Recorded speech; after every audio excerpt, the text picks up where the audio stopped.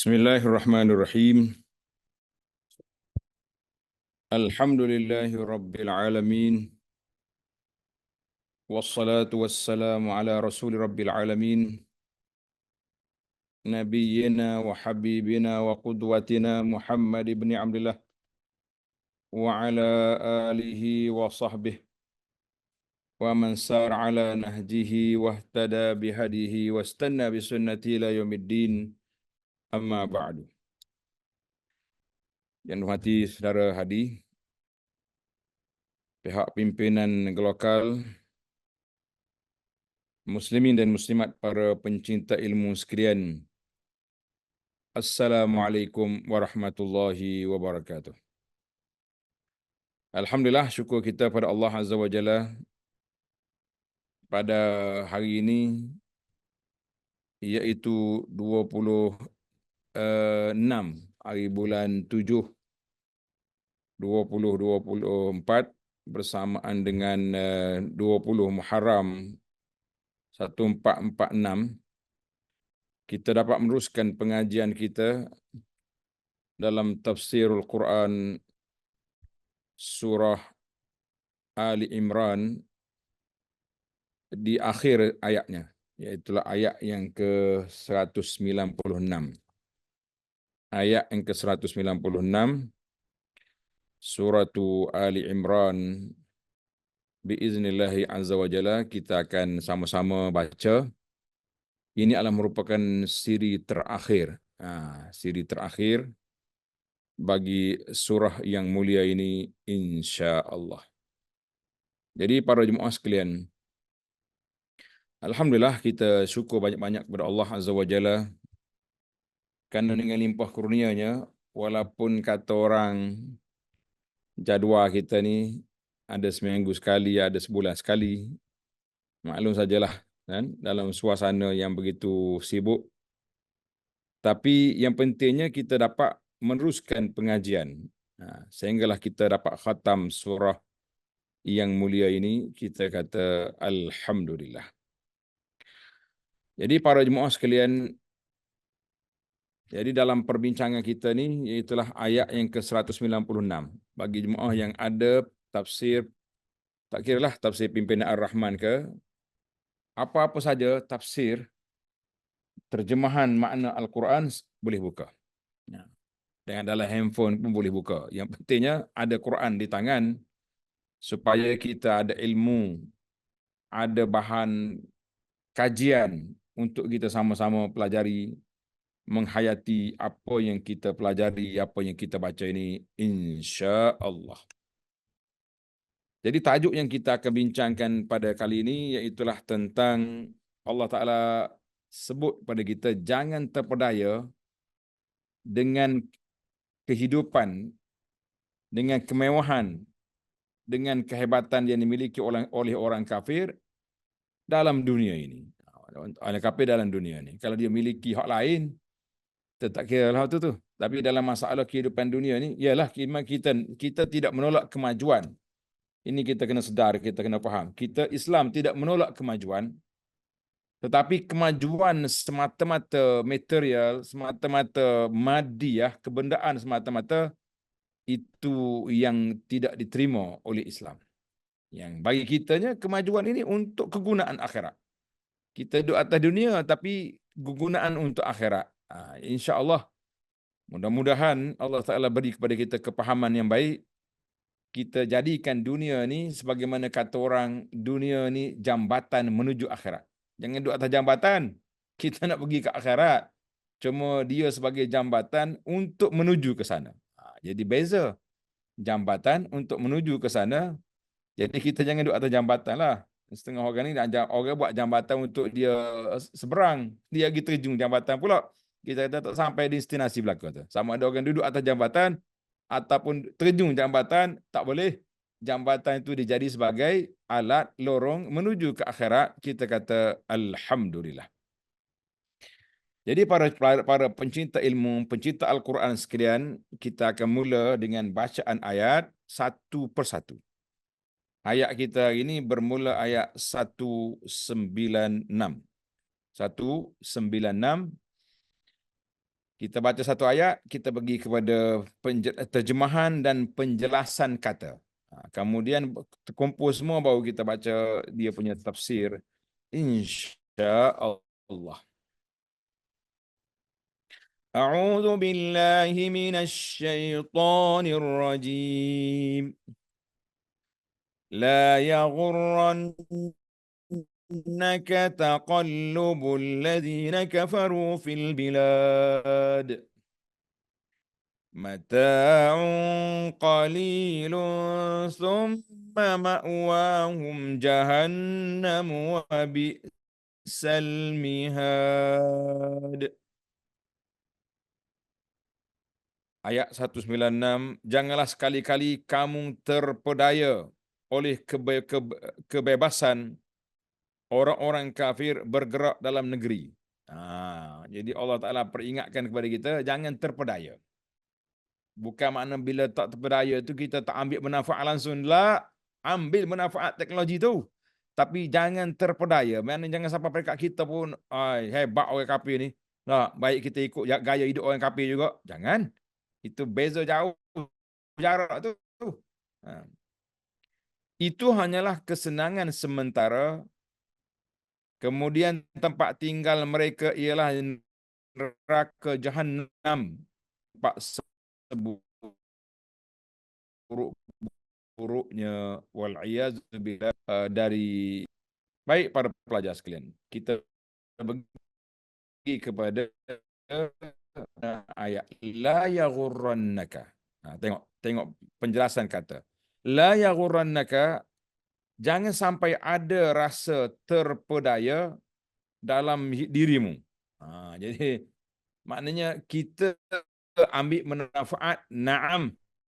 Orang mukmin, orang beriman, orang cerdik, dia akan ambil manfaat daripada apa yang diperolehi oleh orang lain, tetapi jangan terpedaya. Ungkapan ini ditujukan kepada Rasulullah sallallahu alaihi wasallam pada peringkat awal, tetapi yang dituju sebenarnya adalah kepada para sahabat dan para pengikut Nabi sallallahu alaihi wasallam. Nabi sendiri insya-Allah maksum. Allah Taala jaga dia, Allah Taala pelihara dia. Semuanya disampaikan oleh baginda Nabi sallallahu alaihi wasallam dalam perundang benar, semuanya betul, kecuali riwayat-riwayat yang datang dari jalur sanad yang lemah ataupun yang tidak betul. Bukan salah Nabi, salah cerita, riwayat itu yang tak betul. Maka kita mengatakan yang betulnya apa? Yang betulnya iaitulah apa yang disampaikan oleh baginda Nabi sallallahu alaihi wasallam. Taqallubul ladzina kafaru fil bilad. Taqallubul ladzina kafaru fil bilad, yakni pergerakan orang-orang kafir di berbagai negara dan kelancaran mereka dalam perdagangan, industri, teknologi, pertanian, urusan bisnes, urusan logistik dan lain-lain, semuanya duk dia belaka. Allahu Akbar. Dalam bab makan minum pun hebat belaka dia ni. Allah Ta'ala beri kepada dia. Tak, dia tanam sayur, sayur jadi subur. Dia belah ayam, ayam hidup molek. Bertelur kali-kali. Tak, sekali dia orang tu baik kok tak nak bertelur, bising satu negara kita tak cukup telur. Ini kita kata itu Allah Ta'ala bagi kepada mereka peluang untuk bermewah-mewah di atas dunia, kerana dunia ini adalah syurga kepada mereka. Ad-dunya sijnul mu'min wa jannatul kafir. Dunia ini penjara bagi orang mukmin, syurga bagi orang kafir. Jadi kita kena sedarlah. Syurga bagi orang mukmin, syurga bagi orang kafir, penjara bagi orang mukmin. Baik. Mata'un qalil, kemampuan mereka dalam hal itu hanyalah kesenangan yang sedikit. Sematnya beberapa tahun lalu sirnalah. Maknanya bukan kekal. Dunia ini bukan tempat kekal, tapi tempat berbekal. Tulis itu. Dunia bukan tempat kekal, tapi tempat berbekal. Dunia bukan tempat tinggal, tetapi tempat meninggal. Meninggal apa? Meninggalkan amalan-amalan yang baik, meninggalkan sebutan nama yang baik, meninggalkan perkara-perkara yang menyebabkan kita mati, pahala tak mati. Allahu Akbar. Para jemaah sekalian, inilah orang yang cerdik. Kata di ahli fikir, orang yang cerdik, dia mati, pahala tak mati. Orang cerdik, dia mati, pahala tak mati. Orang tak cerdik, dia mati, dosa tak mati. Na'udzubillah. Kita minta berlindung Allah Ta'ala. Ma'wahum jahannam. Tempat kembali mereka sesudah kenikmatan yang sementara itu adalah kepada neraka jahannam wal'iyazubillah. Mereka akan tinggal di sana dan akan kekal di dalamnya. Na'udzubillahi minal khuzlan. Na'udzubillahi minan nar. Kita minta Allah Ta'ala lindungi kita dari api neraka. Walaupun sekejap, tidak akan disentuh sekali-kali. Tidak akan disentuh oleh api neraka walaupun sekejap. Allahu Akbar. Jangan duduk mikir nak masuk neraka sekejap ke lama, jangan duduk fikir. Baik, kita pindah ke ayat yang ke seterusnya. Lakinil ladzina اتقوا ربهم لهم جنات تجري من تحتها الأنهار خالدين فيها نزلا من عند الله وما عند الله خير للأبرار. Ayat 198. Akan tetapi orang-orang yang bertakwa kepada Allah, bagi mereka syurga yang mengalir sungai-sungai dalamnya, sedang mereka kekal dalamnya sebagai tempat tinggal anugerah dari sisi Allah Azza wa Jalla. Dan apa yang ada di sisi Allah adalah lebih baik bagi orang-orang yang berbakti. Orang-orang yang baik, abrar, mana orang yang baik. Maknanya bagi orang yang baik, syurga lah bagi mereka. Allahu Akbar. Allahumma ja'alna minhum. Ya Allah, jadikan kami, keluarga kami, sahabat-sahabat kami ini orang-orang yang layak ke syurgamu. Ya Rabbal Alamin, Ya Arhamar Rahimin. Tengok dia punya makna perkata. Nuzulam min indillah. Nuzulam min indillah. Artinya kata nuzul, artinya adalah sesuatu yang disediakan untuk tetamu. Ini nuzul. Seperti makanan, minuman, dan tempat tidur. Maknanya Allah kata, siapa dia masuk surga, dia jadi tetamu Allah. Allah sediakan sebagai tetamu. Dengan tempat tinggalnya, dengan tempat, cantik, tak sedut cerita lah. Tak sedut cerita apa yang adanya. Kita nak cerita hari ni, bagaimana kita nak sampai ke surga, itu yang kita kena fikir, itu yang kita kena kaji, itu yang kita kena hayati. Lil abrar, abrar adalah kata jamak dari kata albar. Barun, abrar, ataupun albir. Jam'u bar, dia kata abrar, jam'u bar. Barun, bar, yang artinya orang yang sangat taat kepada Allah dan Rasulnya sallallahu alaihi wasallam dan bersungguh-sungguh melakukan ketaatan. Itu dia panggil abrar, makna orang yang baik, orang jujur, orang yang melakukan ketaatan, itu dia panggil abrar. Baiklah, kita sambung ke ayat seterusnya. وَإِنَّ مِنْ أَهْلِ الْكِتَابِ لَمَنْ يُؤْمِنُ بِاللَّهِ وَمَا أُنْزِلَ إِلَيْكُمْ وَمَا أُنْزِلَ إِلَيْهِمْ خَاشِعِينَ لِلَّهِ لَا يَشْتَرُونَ بِآيَاتِ اللَّهِ ثَمَنًا قَلِيلًا أولئك لهم أجرهم عند ربهم إن الله سريع الحساب. Dan sesungguhnya di antara ahli kitab ada orang yang beriman kepada Allah dan kepada apa yang diturunkan kepada kamu dan yang diturunkan kepada mereka, sedang mereka merendah hati kepada Allah dan mereka tidak menukarkan ayat-ayat Allah dengan harga yang sedikit. Maknanya dia ikhlas, dia telus. Dan mereka memperoleh pahala di sisi Tuhannya sesungguhnya Allah amat cepat perhitungannya. Nah, tengok apa ni kalimah wama unzila ilaikum, sesuatu yang telah diturunkan kepada kamu, yakni Al-Quran dan As-Sunnah, beserta yang diturunkan kepada mereka iaitu kitab Taurah dan Injil. Khashi'ina lillah, mereka merendah hati kepada Allah, maksudnya mereka taat dan patuh kepada Allah Azza wa Jalla.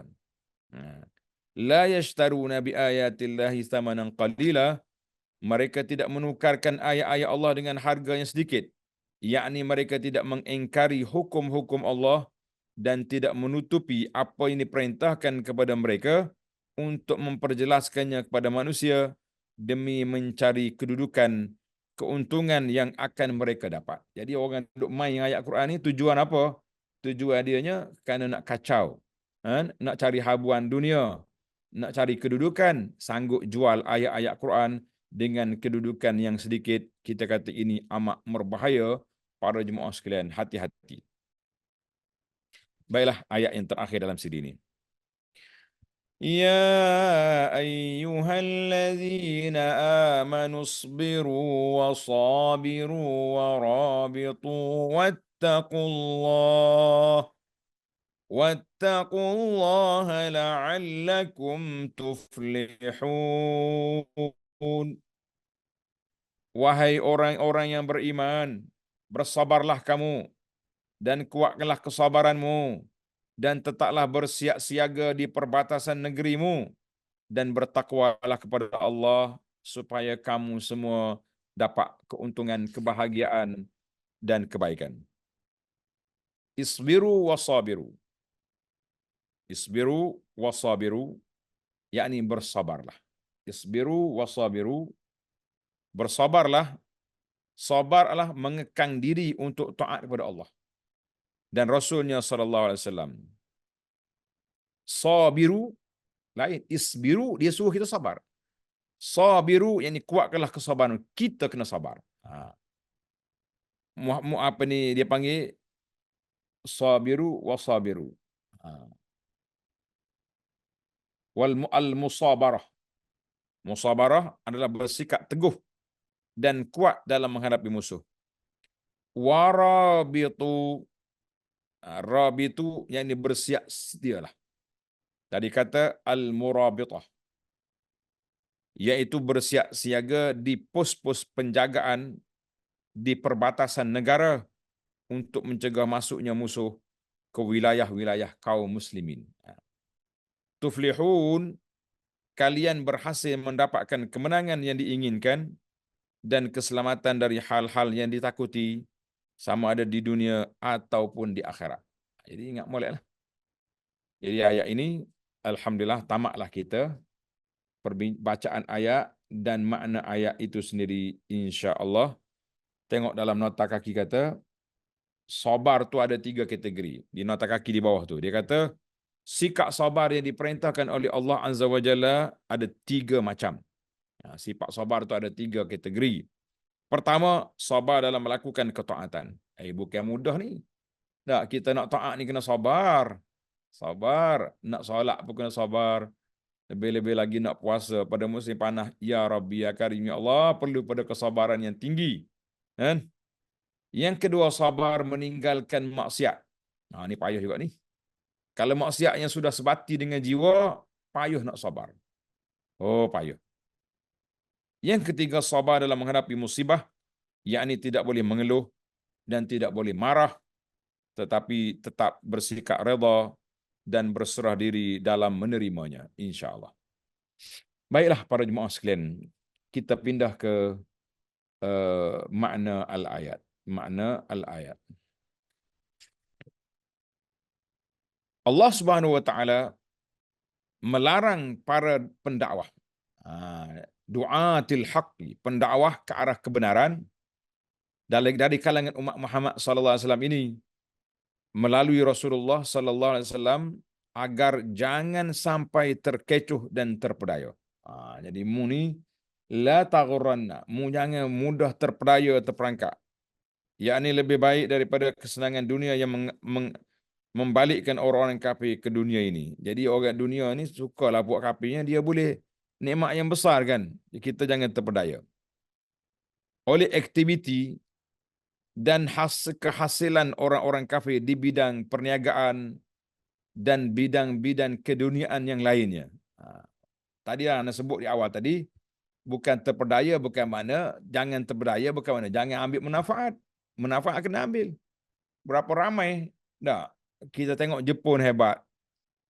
Kajian pun hantar pelajar-pelajar kita ke Jepun. Akhir sekali ada sahabat kita daripada duk baiki besi, dia ada baiki orang. Alhamdulillah hampir 100 orang Jepun sudah masuk Islam hasil daripada kita pergi ke sana. Maknanya banyak manfaat yang kita boleh ambil daripada teknologi orang. Teknologi asal nak pergi ambil nak baiki enjin-enjin mesin-mesin. Tak, sekarang ni kita tukar membaiki hati manusia supaya kembali kepada fitrah. Kita kata hazihi ni'matun kubra. Ini nikmat besar, anugerah besar yang Allah nak berikan kepada kita. Jadi kita kena ingat, la taghurra, bukan mana jangan terpedaya, bukan mana jangan ambil manfaat. Ambil manfaat. Kenapa pula kita orang Islam tak cerdik? Nah, orang tak boleh ni orang kafir buat. Tak naik kereta kita je. Nah, ada setengah orang ni bila kita naik kereta, dia kata ustaz kata nak ikut sunnah. Sunnah Nabi naik unta. Kita kata itu cakap orang tak cerdik. Orang tak waras berfikiran seperti itu. Nah, Nabi tak larang naik apa-apa. Nabi larang naik kereta, naik kenderaan-kenderaan secara sombong, secara takabur. Nah, kenderaan yang curi, itu tak boleh. Nak naik apa dia tidak had. Sebab tu dalam doa naik kenderaan Nabi kata doa rukub naik kenderaan. Dia tak kata doa naik unta. Jadi kita pun nak komen-komen apa biar cerdiklah sikit kan. Orang-orang kafir menganggap bahawa hal itu bererti mereka mendapatkan hidayah atau sebagai bukti Allah Ta'ala redha dan tidak benci pada mereka. Jadi setengah orang kafir ni bila dia kaya, dia kata itu menunjukkan dia betul. Orang Islam tu hak lemahnya. Nah, lemah, tak bermaya, miskin, kotor negara umat Islam. Jadi itu bukan dalil dia itu betul. Betul salah tu duduk di tauhid kepada Allah Azza wa Jalla. Ikut sunnah Nabi sallallahu alaihi wasallam, bukannya betul salah ni ikut apa ni, ikut kedudukan. Maka dia terpedaya, dia kata Allah sayang dia sebab tu dia kaya. Itu orang kafir. Anak orang Islam pun ada juga. Perniagaan kita diberkati oleh Allah. Lepas itulah kita jual hasil dia punya juta-juta satu hari. Dia ingat ke sebab juta-juta tu Allah kaya, Allah sayang dia. Belum bang. Sabar. Allah sayang tu bila kita taat. Bila kita patuh syariah, baru disayangi oleh Allah. Jadi jangan. Kalau nak kata lagi tu orang kafir, Tuhan sayang juga. Bagi bisnes besar-besar. Lah. Allahu Akbar. Itu semua hanyalah kesenangan duniawi yang sedikit dan sementara. Ingat molek. Dan sebentar lagi mereka akan dikembalikan kepada tempat tinggal yang paling buruk, iaitu neraka Jahannam, yang selama ini mereka telah bersiap untuk masukinya disebabkan kesyirikan yang mereka lakukan dan maksiat yang mereka buat. Sesungguhnya neraka Jahannam adalah seburuk-buruk tempat yang mereka siapkan untuk tinggal di sana selama-lamanya. Inilah makna firman Allah Ta'ala ayat 196, 197, iaitu la yaghurannaka taqallubul ladzina kafaru fil bilad mata'un qalilun thumma ma'wahum jahannam wa bi'sal mihad. Janganlah sekali-kali janganlah sekali-kali kamu terpedaya oleh kebebasan orang-orang kafir bergerak dalam negeri. Itu hanyalah kesenangan sementara.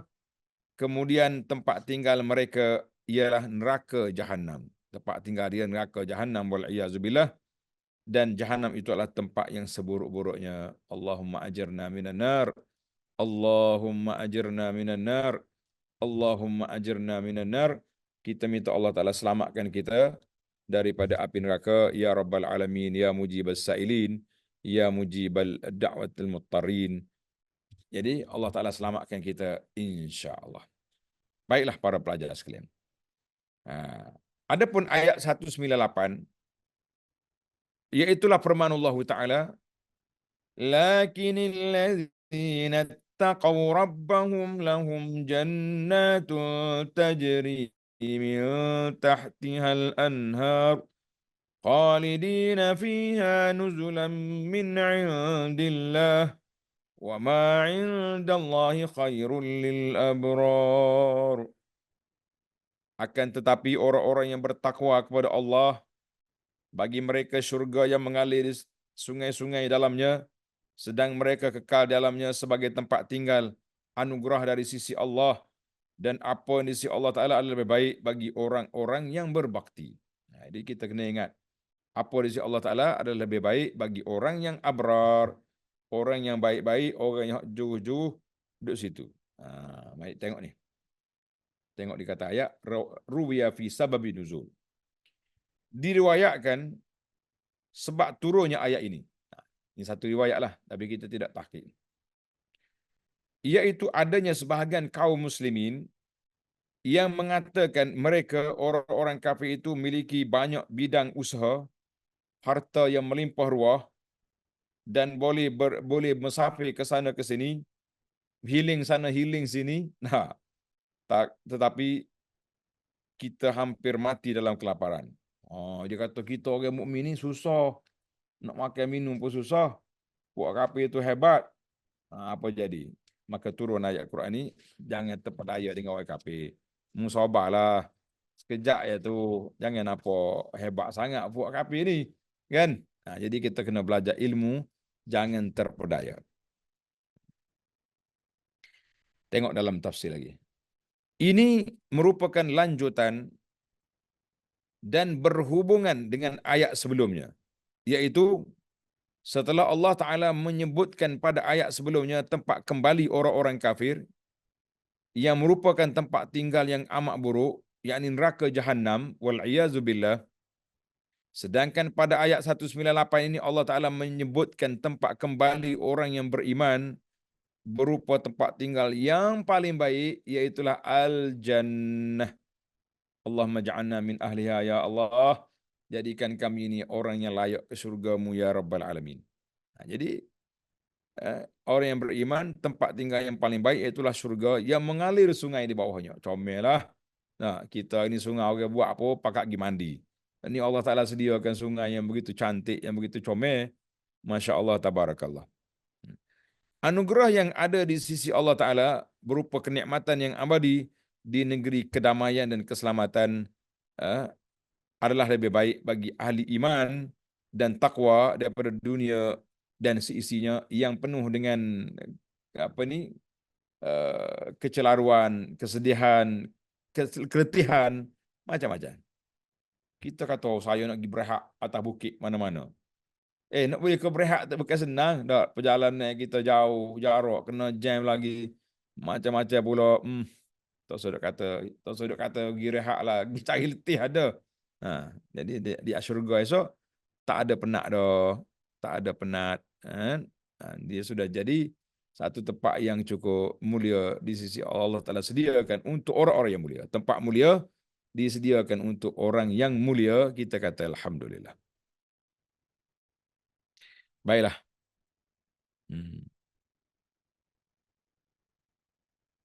Kerana itu tidak jadi persoalan bagi mereka sekiranya mereka menjadi orang yang miskin ataupun orang yang lemah di dunia ini, sementara orang kafir dan ahli maksiat dalam keadaan kaya raya. Tadi saya dah sebutlah, ad-dunya sijnul mu'min wa jannatul kafir. Ad-dunya sijnul mu'min wa jannatul kafir. Dunia ini penjara bagi orang mukmin dan syurga bagi orang kafir. Macam mana kita nak faham tu? Tak. Sebabnya dia kata, hadis ini sahih diriwayat oleh Imam Muslim. Diceritakan ada seorang ulama besar, nama dia Syekh Al-Imam Al-Hafiz Ibn Hajar rahimahullah ta'ala. Dia ni qadhi besar, mahkamah hakim besar di Mesir. Bila dia berjalan dengan kereta kuda dia tu, ada driver, ada pengiring. Satu hari, seorang Yahudi ke apa, Ahlul Kitab, dia tahan Syekh tengah jalan. Syekh, halumma. Berhenti kejap, saya mau tanya soalan. Dia tanya apa? Dia kata, aku dengar Nabi-mu bagi tahu, sallallahu alaihi, kita kata sallallahu alaihi wasallam, dunia ini penjara bagi orang mukmin, syurga bagi orang kafir. Tapi kita ni terbalik pula, aku miskin, engkau kaya, kata dalam penjara. Ah, apa kata imam?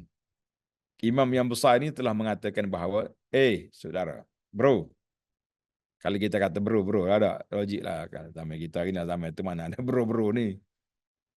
Saudara lah kita kata. Saudara, bagi kami, walaupun nampak mewah dalam dunia ni, tapi terpenjara. Banyak benda yang Allah Ta'ala larang. Haram bagi kita. Minum arak tak boleh. Nak makan bab satu tak boleh. Apa lagi lah. Riba, semua rasuah tak boleh. Tapi apa buatmu, tai belaka. Nah, arak dia minum, apa ni, benda-benda lain. Makan-makan. Jadi dia kata, nak banding dengan aku, penjara lah aku ni. Sebab banyak halangan. Habis bagi orang kafir, kenapa dia kata syurga sekarang? Sebab orang kafir kalau mati tidak beriman, dia mati dalam keadaan su'ul khatimah, maka dia masuk dalam kubur kena himpit, di akhirat esok dia masuk dalam neraka. Jadi sekarang ni walaupun susah, kamu tak kena seksa, boleh makan, boleh minum, cuma sesak ya, semiskin je. Tapi masih lagi dianggap sebagai syurga. Allahu Akbar. Wallahu alam, cerita panjang tentang dua dialog ini. Ada mengatakan ahlul kitab tadi masuk Islam. Wallahu alam. Saya tak ingat juga secara detailnya, lama tak sebut. Baiklah. Mari kita pergi ke tajuk kita. Selanjutnya pada ayat 199, ayat 199. Ayat 199 ni, yaitu firman Allah Taala, wa inna min ahlil kitabi laman yu'minu billah. Dan sungguhnya di antara ahli kitab ada orang yang beriman kepada Allah.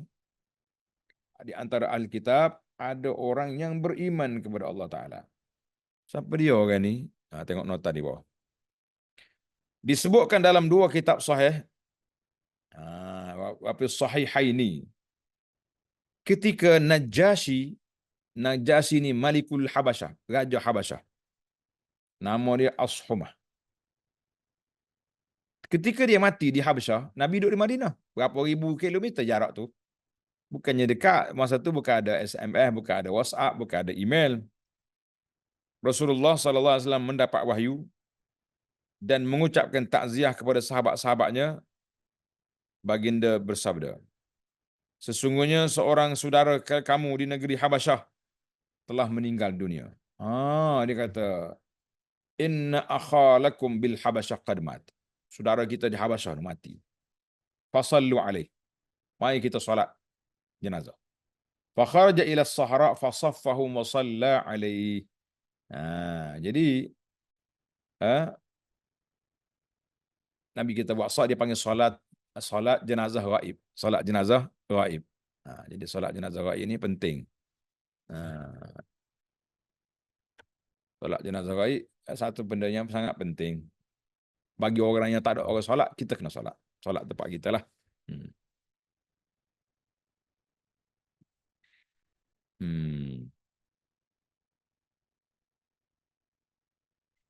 Jadi ada kalangan kita yang beriman kepada Allah. Ayat ini berupa jawapan Allah terhadap sekelompok orang-orang munafik yang mengingkari Rasulullah SAW dan kaum orang-orang beriman.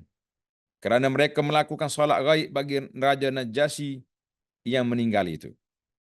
Kelompok itu mengatakan, pok munafik ni banyaklah cerita.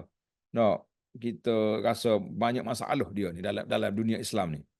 Orang kata serabut aku dengan pok munafik. Dia kata apa? Lihatlah Muhammad, kita kata sallallahu alaihi wasallam. Dan sahabat-sahabatnya, mereka mensolatkan si lelaki ala Najasyi, ala seorang yang kasar yang mati di negeri lain. Dan ia pun bukan termasuk penganut agama mereka. Dia tak tahu Najasyi sudah Islam, sudah beriman.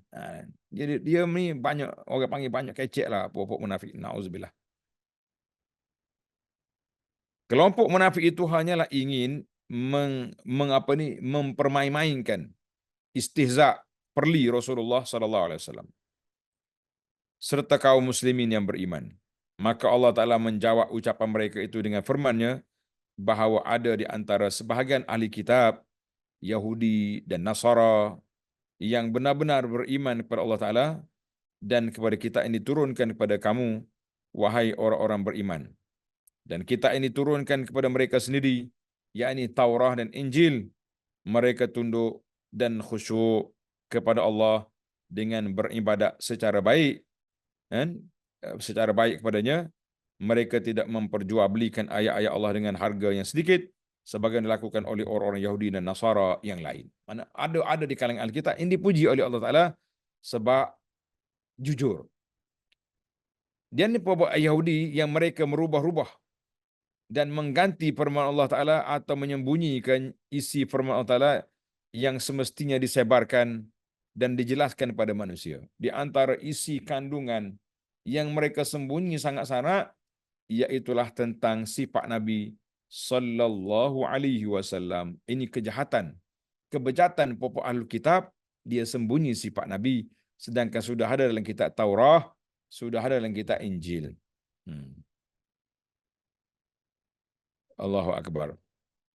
Hal itu mereka lakukan hanya untuk mempertahankan kedudukan dan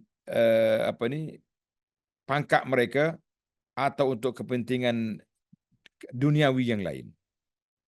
Adapun kaum ahli kitab yang benar-benar beriman, semisal Abdullah bin Salam dari kalangan Yahudi dan Ashumah An-Najashi, nih Raja Habasyah yang kita duduk bincang tadi, dari kumpulan Nasara dan orang-orang lain yang beriman dari ahli kitab, maka mereka itu adalah orang-orang yang benar-benar beriman.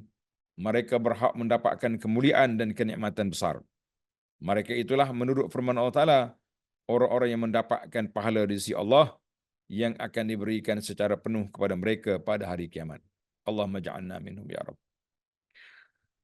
Sesungguhnya Allah maha cepat perhitungannya sebab dia mampu menyelesaikan penghitungan hisab terhadap seluruh makhluk hanya dalam waktu setengah hari dengan hitungan hari di dunia ini. Maknanya seramai-ramai juta manusia, Allah bakal buka hisab setengah hari je.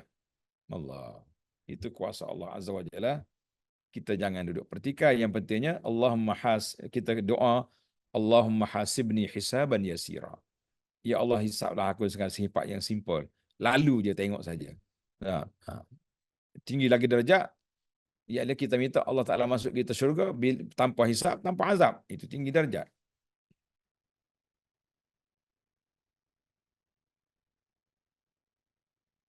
Maka mereka itu adalah orang-orang yang benar-benar beriman, maka berhak mendapat kemuliaan Allah Ta'ala.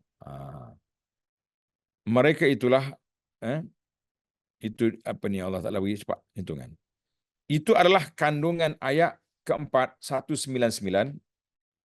Adapun pada ayat yang kelima sebagai ayat terakhir, ayat 200.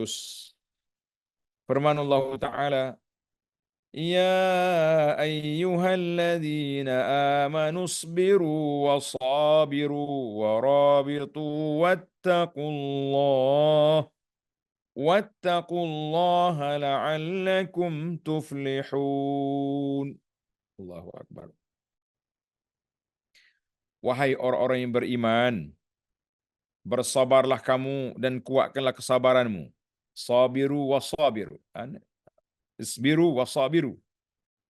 Dan tetaplah bersiap sedia di perbatasan negerimu dan bertakwalah kepada Allah supaya kamu beruntung, mendapat kemenangan.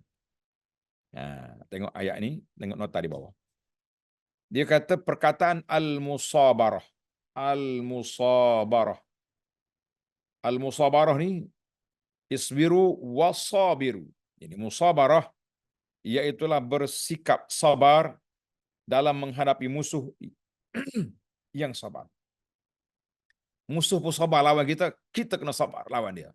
Jangan lari. Kerananya musabarah jauh lebih berat daripada sabar.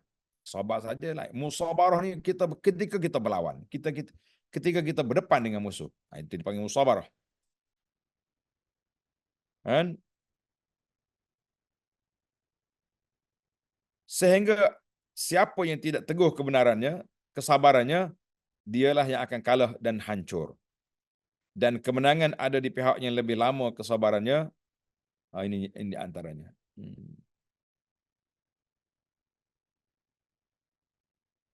Kata seorang penyair, Zufar Al-Haris, Zufar Ibnul Haris, dia kata apa? Mengatakan ketika ia minta maaf atas kekalahan yang dialami oleh pasukannya.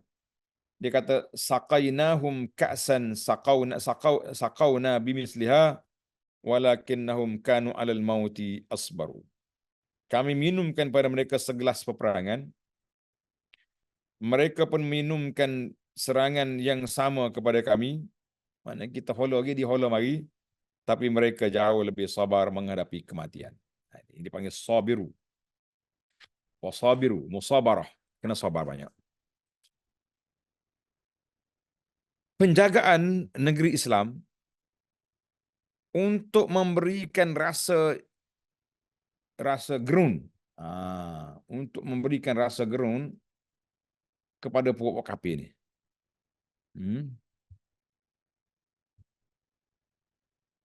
Rasa gerun kepada para musuh supaya mereka tidak berkeinginan untuk merangi umat Islam atau masuki wilayah negara mereka, maka hendaklah umat Islam bertakwa kepada Allah sehingga ketakwaan itu mampu menjadi penyebab turunnya kemenangan dan kebertuahan. Demikianlah surah Ali Imran ini yang berisi banyak hikmah dan hukum hakam Islam diakhiri dengan menyebut rahmat Allah Ta'ala yang dijanjikan kepada hamba-hambanya. Kemudian pembicaraan dilanjutkan oleh surah berikutnya, iaitulah surah An-Nisa. Jadi kita pergi ke surah An-Nisa pula lepas pada ini. Alhamdulillah. Jadi bagiannya kita akan tamat sekarang ni lah. Sekarang surah Al-Imran. Adapun tafsir, kita fokuskan surah An-Nisa sekarang ini pada waktu pagi selepas solat subuh. Tuan-tuan dan puan-puan boleh ikuti pengajian secara bersiri tafsir surah An-Nisa. Sekarang ini sudah masuk siri yang ke-30 lebih dah. InsyaAllah. Baiklah. Beberapa hidayatul ayat, pengajaran ayat ataupun pelajaran yang dapat diambil dari ayat 196 hingga 200. Yang pertama, mengingatkan orang-orang yang beriman dan mengingatkan kepada mereka agar tidak terbelaya terhadap keluasan rezeki orang-orang kafir dan ketenangan hidup mereka. Jadi kita jangan susah hatilah tengok puak dia senang, puak dia kafir kaya, tak salah, sabar-sabarlah. Tetapi bahawa hal itu tidak menunjukkan redha Allah Ta'ala kepada mereka. Tetapi hal itu merupakan kesenangan duniawi yang mereka hasilkan sesuai dengan sunnatullah yang berkait dengan kemampuan berusaha. Sehingga mereka mendapatkan kesenangan tersebut melalui kesungguhan dan keahlian berniaga. Allahu Akbar. Jiran kita sebelah ni, negara Thailand. Semua makan buah-buahan. Tadi sahabat saya hantar gambar mari, terliuk kita. Dia hantar gambar mari, buah kurma tengah masuk di sana. Allahu Akbar. Balah, dia panggil balah ni kak. Kita makan kurma kerak. Masya Allah, tabarakallah, nikmat. Pak kita sini tak ada pokok, tapi tak buah mana. Di Kota Baru ni ada sekali. 1 tahun, belum COVID dulu lah. Zaman arwah Tok Guru kasih ada lagi. Rahimahullah Ta'ala. Sekali tu ya buah. Banyaklah buah dekat dataran Bulak Kota Baru tu. Lepas itu buah pokok ada, naik lumuk, buah tak ada. Tapi negara kafir, negara bukan Islam, Masya Allah, tabarakallah. Hidup molek. Kita nak kata. Pasal Allah Ta'ala peringatkan, bukan makna dia berjaya dalam perniagaan, bukan makna Allah Ta'ala sayang.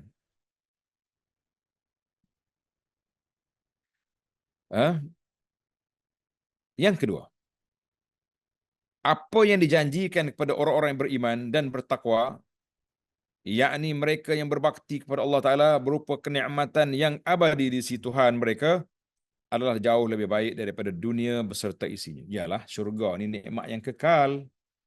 Nikmat yang kekal berpanjangan, tak putus-putus. Nak banding azab neraka, jauh lah jarak dia. Allahu Akbar. Yang ketiga, menjelaskan tentang kemuliaan orang-orang beriman dari ahli kitab serta khabar gembira dari Al-Quran untuk mereka bahawa mereka akan mendapat syurga. Di antara yang paling terkenal dari kalangan ahli kitab Yahudi, pendeta besar dia iaitulah Sayyidina Abdullah bin Salam radhiyallahu anhu yang telah masuk Islam seawal kedatangan Nabi sallallahu ke Madinah. Allahu akbar. Salman Al-Farisi dikatakan juga dia juga terjebak dengan agama Majusi pada peringkat awal. Kemudian dia tukar kepada Nasara, Tanassar. Dan dia juga bila dengar Nabi datang sallallahu alaihi wasallam, Salman juga beriman yang akhirnya menjadi salah seorang daripada nama yang disebut-sebut dalam dunia Islam, iaitulah kepakarannya memberi nasihat untuk buat parit dalam peperangan Khandaq. Allahu akbar. Dan di antaranya Ashumah.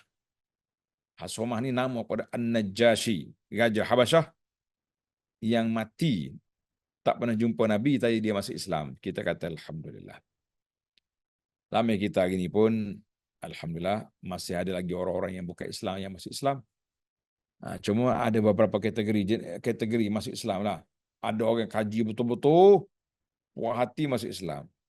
Ada orang yang kaji separuh-separuhnya, kerana nak bini masuk Islam. Ada orang yang tak ada kaji. Setengah pendakwah ni dia panggil orang makan, lepas tu dia ajar syahadah. 100 orang, 200 orang. Kita kata hak ni sukarlah sikit. Sebab mereka tak tahu apa itu Islam. Sekadar dengan ceramah 10 minit, lepas tu ajak makan, kemudian kita istihar mereka sudah Islam. Yalah, baiklah. Alhamdulillah, dia nak mengucap, tapi dari sudut kesan keislaman mereka itu macam mana? Allahu akbar. Yang keempat, yang terakhirnya, kewajipan bersikap sabar dan menguatkan kesabaran serta bertakwa dan bersiap sedia di perbatasan negeri Islam yang ini dipanggil murabitah. Murabitah ni besar pahala ni. Yang hidup gurau-gurau dia panggil al-murabitah. Apa dia murabitah ni? Iaitu orang yang jaga sempadan. Tengok nota di bawah kata.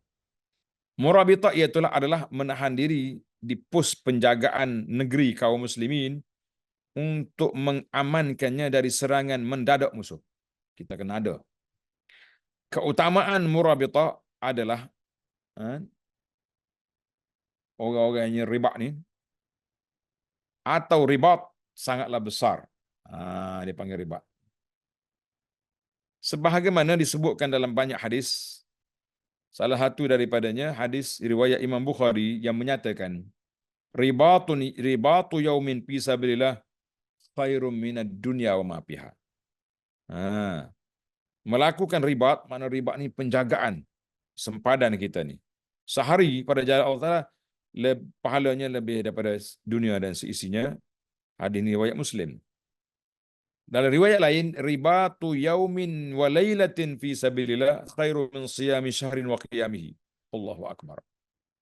Satu hari kita berjaga sempadan atau hari satu malam lebih baik daripada puasa sebulan dan berdiri pada malamnya. Allah, itu pahala. Jangan tak pergi sembahyang tarawih pula weh. Nah, kena pergi, jangan tak pergi. Dan dalam riwayat Imam Muslim lain, ribatu yaum bisabilillah khairum min siyami syahrin wa qiyami wa immata. Sambung hadis tadi. Wa immata murabitan jara alaihi amaluhu alladhi kana ya'maluhu wa ujriya alaihi rizquhu wa aminal fitan. Allah wa aminal fittan. Wa aminal fattan. Maksudnya, melakukan ribat satu hari, menjaga sempadan satu hari, pada jalan Allah itu jauh lebih daripada berpuasa dan beribadat solat malam selama sebulan. Macam mana? Jika ia meninggal di saat ia bermurabitah itu, maka segala amal yang pernah ia amalkan akan terus mengalir kepadanya dan rezekinya pun akan dialirkan kepadanya dan ia aman dari fitnah kubur. Allahu akbar. Jadi para pelajar pada jemaah sekalian, alhamdulillah. Alhamdulillah.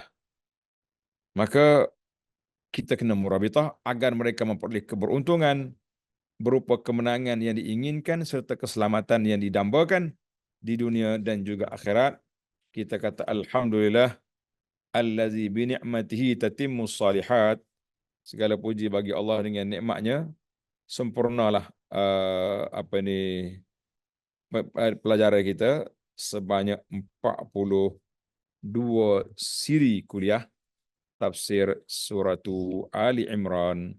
Kita kata alhamdulillah. Jadi para jemaah sekalian, para pelajar sekalian, dengan tamaknya tafsir, maka dengan ini untuk sesi yang akan datang, insya-Allah kita tukar kepada kitab Rukun Iman. Nah, kitab Rukun Iman kitab yang ringkas, simple. Sebab apa simple? Dia bawa dalil Quran, hadis. Kemudian pada sedikit pandangan ulama tentang masalah-masalah yang diperbahaskan dalam rukun iman, kita kata menariklah. Sebab paksi akidah kita berpaksikan kepada tiang seri yang ori, iaitulah Al-Quran dan Sunnah dan huraian ulama salafus salih. Alhamdulillah. InsyaAllah mudah-mudahan ada manfaatnya. Terima kasih kepada Guru Akal Ihsan yang telah membuka ruang pengajian ini selama 42 siri kita berkuliah. Maka pada malam ini kita khatam alhamdulillah. Bismillahirrahmanirrahim. Alhamdulillahirabbil alamin. Wassalatu wassalamu ala rasuli rabbil alamin nabiyyina Muhammad wa ala alihi wa sahbihi ajma'in. Allahumma khtim lana bi husnil khatimah. Allahumma khtim bil khairati ajalana wa haqqiq bi fadlika amalana wa sahil li bulughi ridhaka subulana wa tariqana. Ya Allah, permudahkanlah segala urusan kami untuk berjalan menuju kepadamu ya Allah. Bersihkanlah hati kami daripada sifat-sifat yang tak baik, daripada sifat munafik, sifat apa saja, hasad dendam, hasad dengki. Ya Allah, bersihkan hati kami dan hati pelajar-pelajar kami daripada sifat-sifat yang buruk, yang mazmumah. Ya Karim ya Allah, serta curahkanlah hati kami rasa ingin terus belajar untuk mentadabur ayat-ayat Al-Quran, untuk memahami maknanya, dan bantulah kami untuk beramal dengannya. Ya Rabbal Alamin, Ya Arhamar Rahimin. Rabbana la tuzigh qulubana ba'da idh hadaitana wa hab lana min ladunka rahmatan innaka antal wahhab. Rabbana atina fid dunya hasanah wa fil akhirati hasanatan wa qina azabannar. Wa sallallahu wa sallama wa barak ala Muhammad wa ala alihi wa sahbihi ajma'in. Walhamdulillahi rabbil alamin. Wassalamualaikum warahmatullahi wabarakatuh. Waalaikumsalam warahmatullahi wabarakatuh. Alhamdulillah. Terima kasih Ustaz. Assalamualaikum. InsyaAllah kita jumpa minggu depan dengan kitab yang baru. Ni dah habis Wali Imran, boleh ambil sanad Datuk? Sanad tinggi ni. Sanad tinggi, alhamdulillah. InsyaAllah Datuk, kita jumpa minggu depan dengan tajuk yang baru insyaAllah. Untuk majlis dalam malam ni insyaAllah. Untuk yang nak dapatkan buku boleh hubungi saya lepas ni, Haji Akmal insyaAllah. Ataupun kita bagi link nanti insyaAllah Datuk . Okey. Assalamualaikum warahmatullahi wabarakatuh. Waalaikumsalam warahmatullahi wabarakatuh.